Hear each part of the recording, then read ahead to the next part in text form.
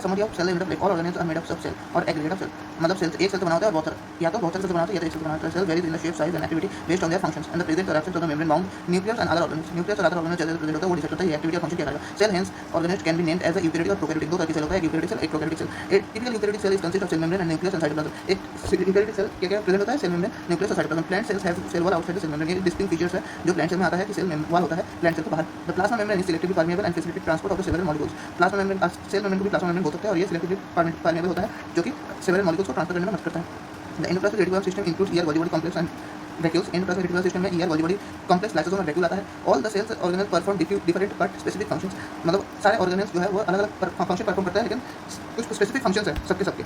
Centrosomes and the centrioles form the basal bodies and cilia and flagella facilitate in locomotion. Centrosome और centriole basal body बनाता है और cilia flagella क्या करता है, लोकोमोशन में हेल्प करता है. इन animals centriole is formed spindle appearance during cell division. Cell division के वक्त पे centriole spindle apparatus फॉर्म करता है. Nucleus contain nucleus and chromatic network. Nucleus ये दोनों nucleoli और chromatic network कंटेन करता है. It not only control the activity of the organisms but also plays a major role in heredity. ये heredity में बहुत मेजर बड़ा रोल प्ले करता है.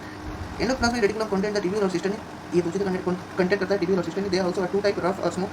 ER दो प्रकार के होता है, रफ और स्मूथ. और रफ क्यों होता है क्योंकि ER के ऊपर राइबोसोम चिपका हुआ होता है.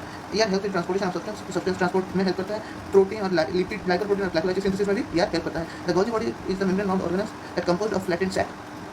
दे are secrete cell are packed in them and transport from the cell. Secretion cell होता है और पैकेजिंग में भी हेल्प करता है. लाइसोसोम और single membrane structure which contain enzyme for digestion of all types of macromolecules. Macromolecules help करने में जितने भी डाइजेशन रिलेटेड जो एंजाइम होता है वो लाइसोसोम सीक्रेट करता है. Ribosome all involve protein synthesis में इन्वॉल्व होता है. These occur freely in cytoplasm or associated in ER mitochondria, help in the oxidative phosphorylation and they generate the adenosine triphosphate.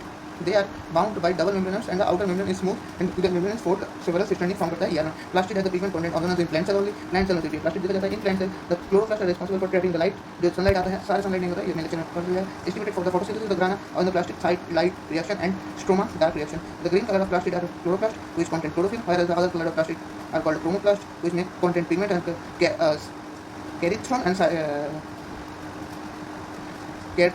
and xanthophyll. The nuclear enclosed nuclear envelope, the double membrane structure with nuclear pore, the inner membrane nucleus is contain material, chromatic material, those the structure and the function of